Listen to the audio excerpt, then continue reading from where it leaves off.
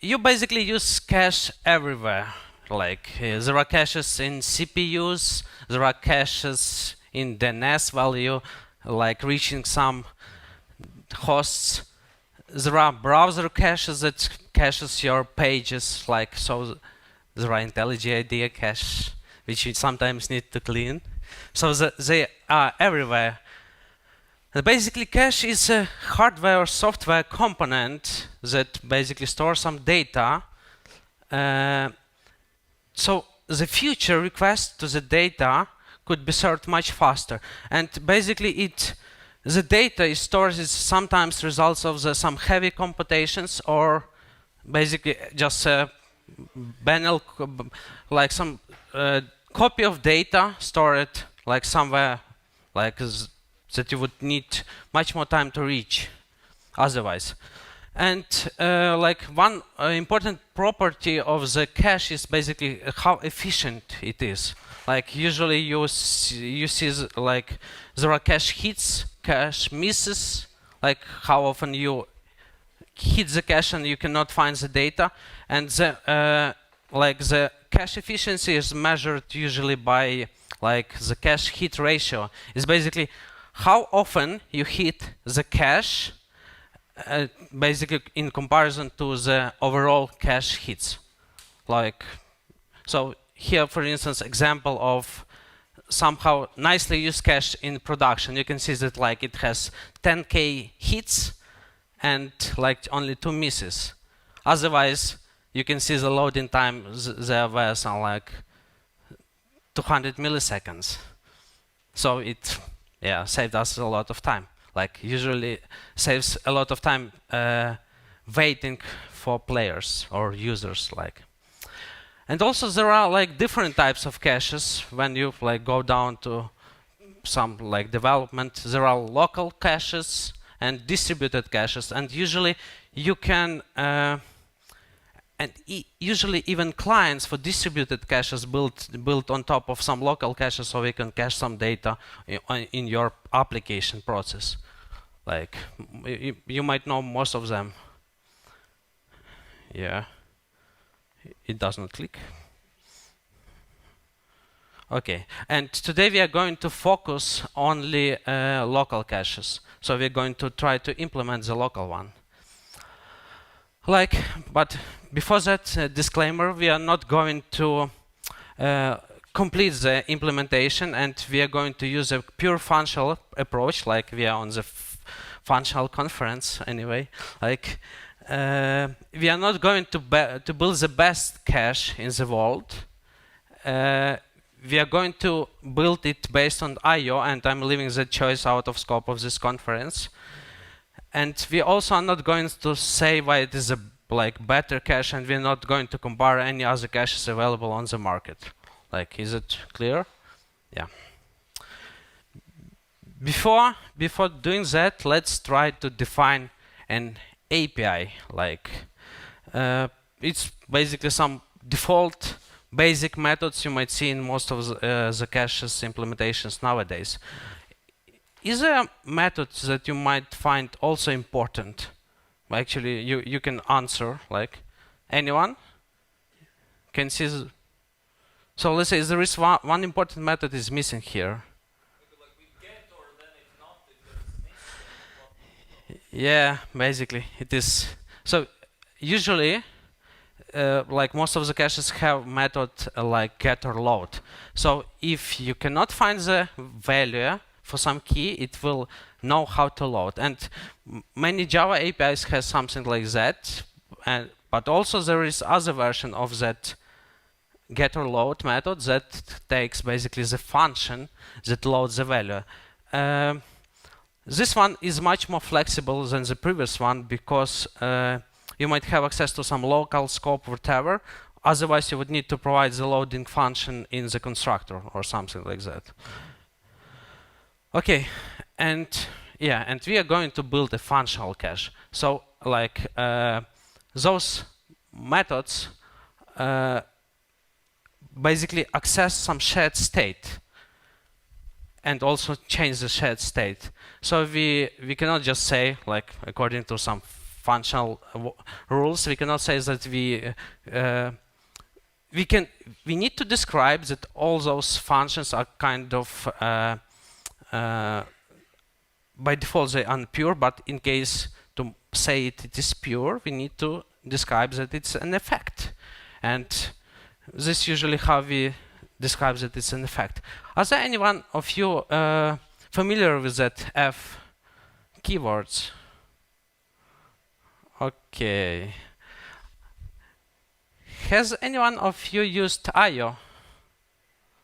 Okay, so basically we are going to say that today we will use IO as our basically implementation of F. So we are not going to like overcomplicate with Fs. We will just say that all our methods return IO, and the IO make sure that we are going to like build a pure functional code.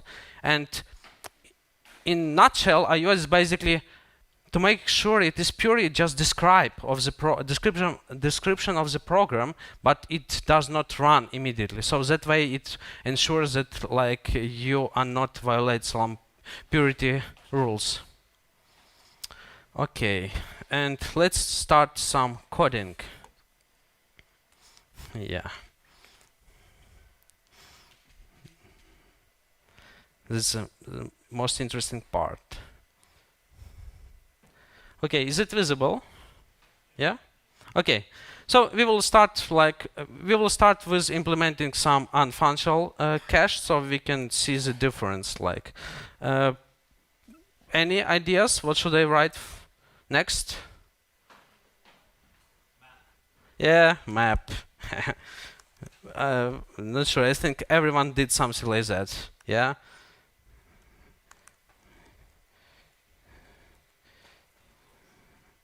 Yeah. And we just doing proxies of all the methods to map. Easy, yeah. And also map has, actually we using here tree map, and it even has a method to do something like get or load, and it's basically get or else update. Yeah, put. And but as you can see, it is really not functional cache, because what we're doing here, we really access to a shared mutable state, and basically we cannot, yeah, I just check that it's compiled. So it's not a functional cache because we just expose sharing as a mutable state, like, and to make it is, but it's like it's fine, it will work, like that's okay. But let's try to make it really functional. So let's start with changing API.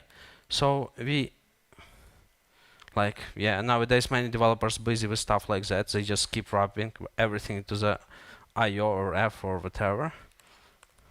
Yeah. Also, this one is it should it be wrapped into the IO? Why?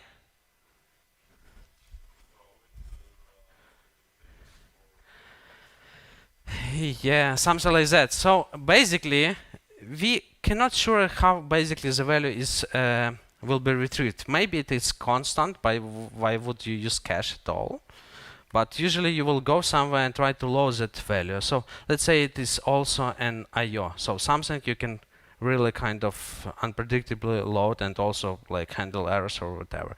And let's try to implement it like so there is a thing called ref. Is anyone familiar with ref? Okay, strange. Like there are more people using IO than knows about ref. Okay, let's say that we creating a ref from, oh, it's IO. Creating a ref from, just take random immutable map from Scala. Let's say we map over it because it's the ref of returns. Does it? Okay, it does not show. So this one returns basically IO like ref IO from ref, so you just need to flat map over it so you can get access. And now we need to try to implement our interface. And also the signature here will be changed because again allocation of kind of something mutable is an effect. So we cannot just create a cache instance. It is an effect of creating a cache instance. And let's say now that let's just do something also similar. So let's say we ref get, and now it returns us IO from option. And now let's say, oh, it returns something different. Yeah, so it returns IO from map, and now say let's get access to that map and get a value by a key. Yeah, easy. And let's do basically the same for all others method. Let's say the same, like get, but this one actually changes the map, but we have the mutable map, so we need basically say the ref update, and now we say that we are updating the map with a key, or we just removing the, yeah, something like that. Yeah. And also similar stuff here. We just also updating the ref. We are putting the map inside, and just as like commonly used operations on top of the map. Yeah. Yeah. Okay. Before going to implementing this one, I'd like to talk about what the ref really is. So the ref basically, the ref is built on top of the atomic reference. Is anyone of you knows what the atomic reference is? Anyone use it really like manually, not through something? Okay, so it's some kind of magic that it provides basically atomic operation on top of some basically reference. So it makes sure that you not like mess up with some values when you're like threads accessing it concurrently. So when, for instance, one thread accessing some, let's say, changing the atomic reference, the other thread will either success or fail. And you basically, and usual the strategy is basically, if you really need to make sure that something set, you just keep retrying. Yeah? Is it clear? So it does not use logs internally, nor synchronize. It's just something really the fastest way in, like, I know, in programming that you can deal with mutable shared values. Yeah. Okay. And basically, ref is something that is implemented on top to just provide some basically functional, pure functional properties for the atomic reference. So like it just basically wraps it and provides a lot of convenient method to work with it. And you can see, so basically it is not a real implementation. It's just I build it that way so you can actually see and understand what it's really doing. So you have methods like, I know, get value from the atomic reference. You can you have the method set, and the most important, you have the value of modify. So as you can see, it is implemented like that you have basically a recursive function which is called spin, and the most important stuff it does, it is trying to compare and set a value to it. And if it fails, basically this compare and set returns Boolean. And if it fails, it will try to, basically it will retry until it is set. So it uses kind of compare and swap operation internally, like this.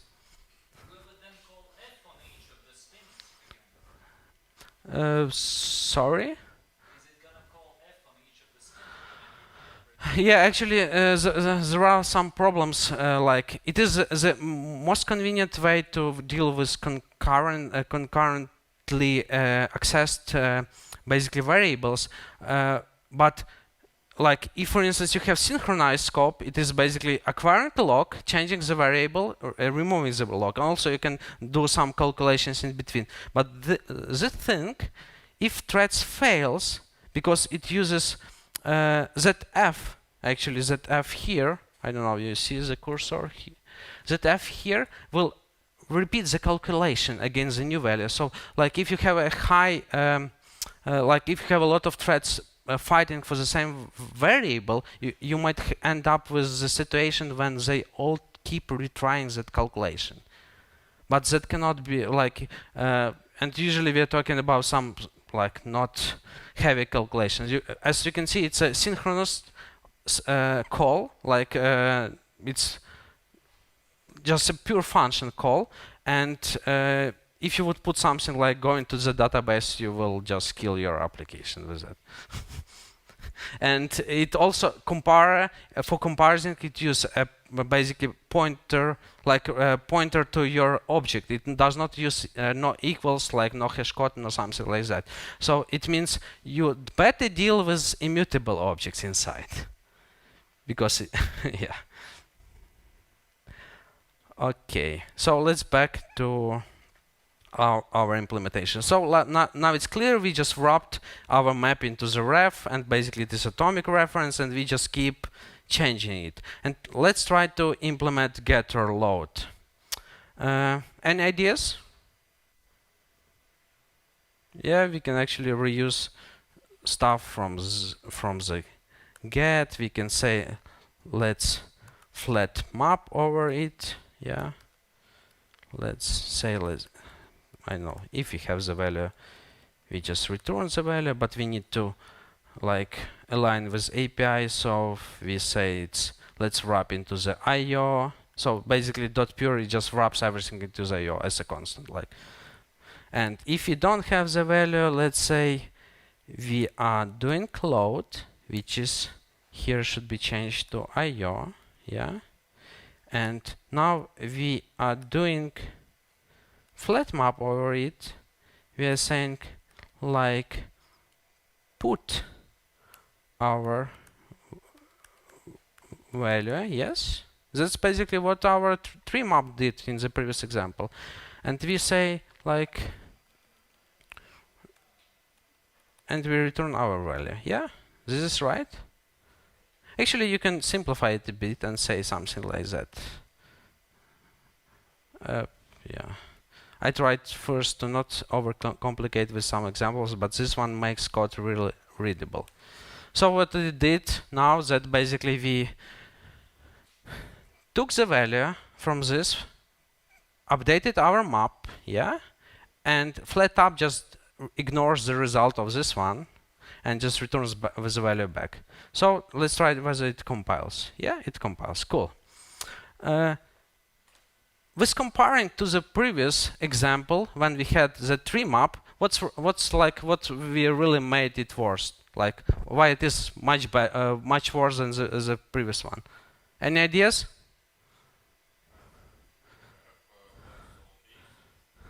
So.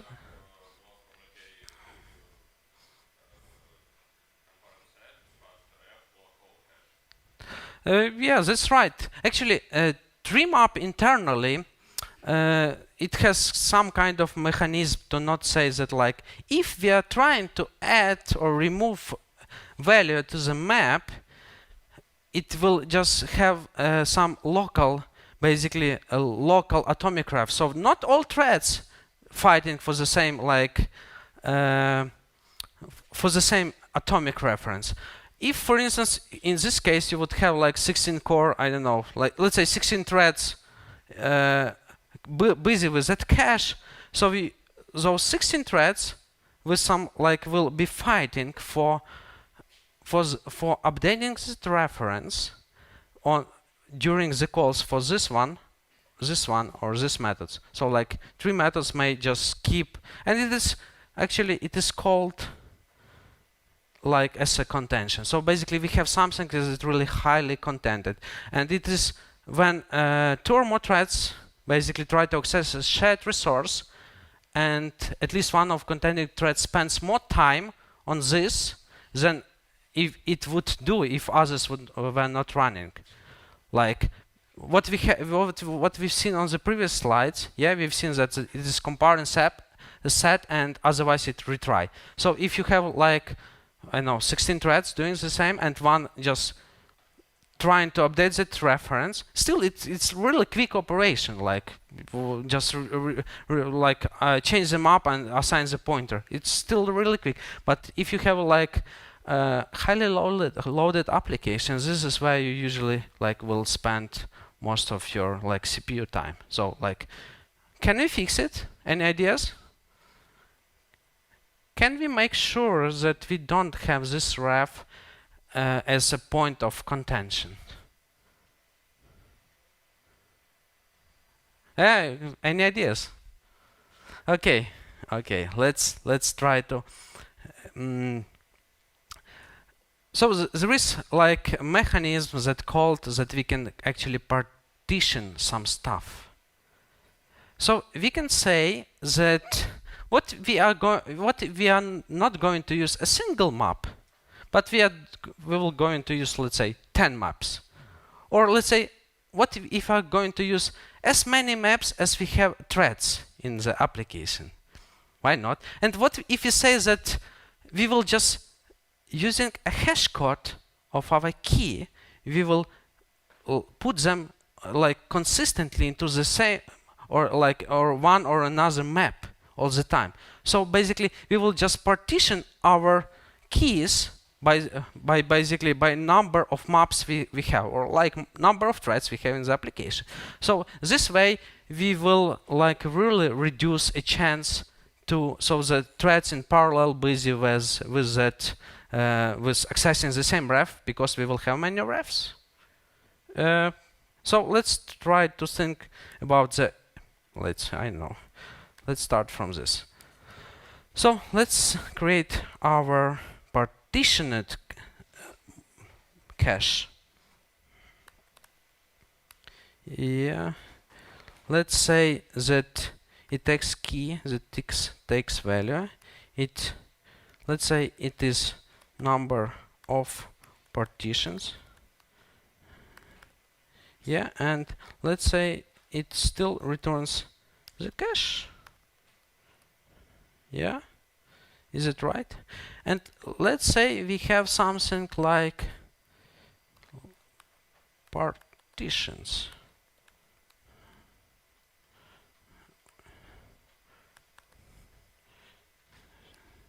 Okay, I still don't have this one here, but I will just implement it.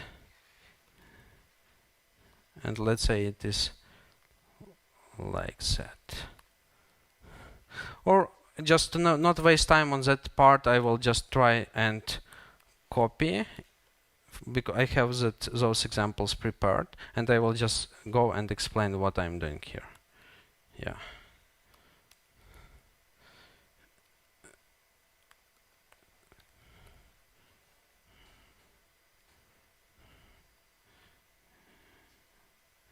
Yeah, I will better spend on other part. Okay. So what we did here, basically we passed a number of partitions. So let's randomly say that in production you will say like, let's have a number of threads just as a number of partitions. So, and like we are not looking at the partitions like how it's implemented, but let's say that the interface is basically, it always know how to bind a concrete key to some kind of partition. So like if we just pass a key as a argument, we get our partition back. And let's say that we now create the partitions using a number of partitions and using something that we know how to create a cache. So basically partitions know how to create those partitions, and we just provide them like the way to create. And now let's say that we still need our cache interface back. So now we have our partitions. Yeah, you remember the API. We just get partition by key. So and it's just boring work. We just at every method it is implemented like we get our partition with also kind of the map, and we just proxy all those calls to them to the basically the cache. Yeah, right, simple. And the partitions we can implement like that. So let's say we can skip like those safety checks. We are going to go from 0 to basically number of partitions. So let's say if it is 10, we have from 0 to 9. We create the vector, yeah, from of that size, and we say that the element at the index of that vector is basically our cache. So we're creating our basically instance of a cache, and thereafter we just implement our basically our method here. How to get the key, how to get the value by the key, is that we just taking the hash code of the key. We will just divide by the we will divide by like it's called modular number of partitions.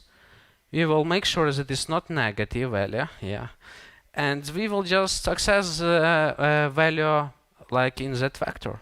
Simple. So this way we ensure that if we have many threads in our powerful machine, those threads won't be fighting for accessing the our instance of cache, because we have really physically many caches. Okay, actually, and in real world, it is this mechanism used in many places. Like people, I don't know, they have overloaded database. They put many databases. They just distribute everything to the different databases. Cool, done. Okay, so let's move further. Let's talk about the GetGetLoad method. So we have it implemented, but what's wrong with this implementation? Yeah, right. Like, what is a most common use case when the getter load, basically when the load here is called? Let's say you start up your application, yeah, you have your traffic in, and here you have your cache empty, so you just need to keep loading. So like it's basically we have the cold cache and we're trying to warm up it, so we're trying to load the values, so the other hits to the cache will just return some results from the memory, not from somewhere else. And the problem is that during this time, every such getter load done in parallel will load that value in parallel. So if you have basically by key, let's say by some constant key, you have like 10 parallel getter load calls. Those 10 parallel getter load will initiate that load function. And let's say it is really heavy, it like takes, I know, seconds to go there to load something. And you will just spend those seconds doing the same job. Yeah? Problem. Can we fix it? Any ideas? Sorry? I don't hear you. Erase? Don't quite understand. Try to get it from cache and load at the same time. Who finishes first? Yes. Yeah, but still the problem. You load as many times as you had key hits. So like, what's point in that? Okay. So let's say, have anyone of you used feature from Scala? Yeah.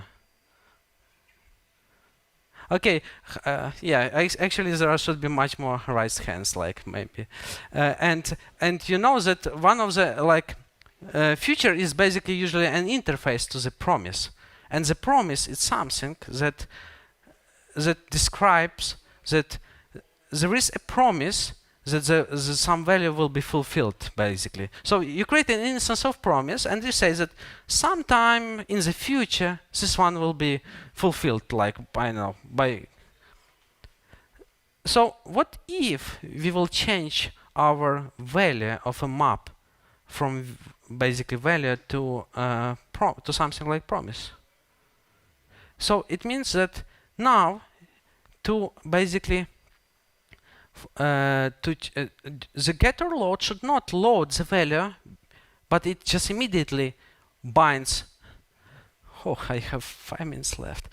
Binds basically updates the map, so it just takes their like placeholder, like occupied, so others see that there is a promise in the map and just subscribe to it and keeps waiting. So the code will be made run that way that there will be no parallel loads. So let's see. We will change, but I will jump over some step. But let's say we actually don't need a promise, but we can say that it's not a value, but it's an effect from the value. Yeah. And let's say now what we're doing here. Let's overcomplicate it. Yeah. Let's say that we're doing something like that still. Yeah. But here actually let's rewrite it. Let's say that ref get like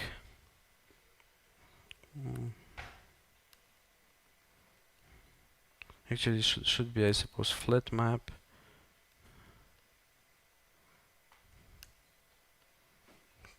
Yeah. Our map get or else, and we say that it is something like that. And okay. And now we need, actually we changed our map, and now basically we need to write something that will bind the value, but it still should be a pure function. So let's say that we saying something like that. Let's create. So the deferred is basically a representation of promise in the IO vault. So it's kind of the same as similar to the ref as a wrapper on top of the atomic reference is basically the wrapper on top of promise, kind of. So let's say that we create, yeah, how it is done like that.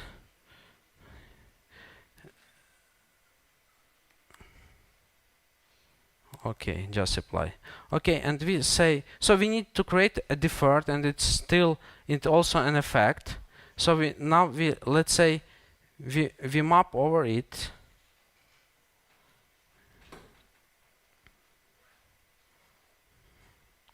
Yeah, actually it is a bit. So we map over it.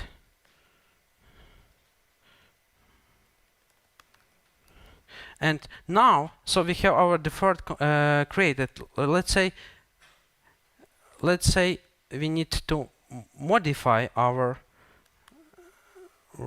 ref. So we just updated it with a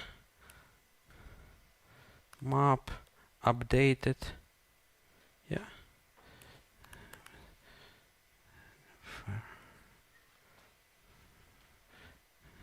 Actually, we should here also put the value, yeah, something like that. And into the map, as you actually see, before we didn't go with that as deferred as something that we can put for some reasons. I will explain later, but we went for IO. So basically some effect from value, and we can say that the deferred get basically will get the value. And yeah, they remind me that I'm out of time completely. So I will share the link to that all stuff on the GitHub to continue, and I'll switch back to my slides. So this is something that you will have in the end.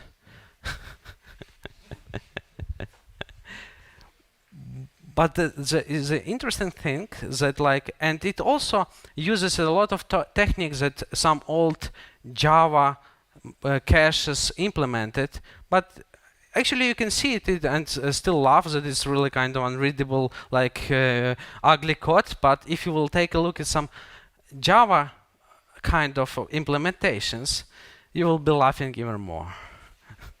and it actually performs, because we removed all the contention things. We also make sure that we do not load the values in parallel, and there are actually much more implementations can be improvements can be done completely in pure functional way. Yeah, and also usually some features that you do not have with many legacy caches or Java caches that most of them thread safety out of scope, but not many of them support asynchrony. So basically, if you have something to go somewhere to load and not block your threads, and also there are no caches, I suppose I haven't seen a single one that supports this one, the last one. What if you start doing something heavy and just cancel it? Basically, that support of that cancellation, they comes, let's say, from IO or ZIO, but and it's essential for those kind of effectful models. So you can build it into zero cache, but you cannot do that for most kind of legacy Java caches. Yeah. So thank you. You can find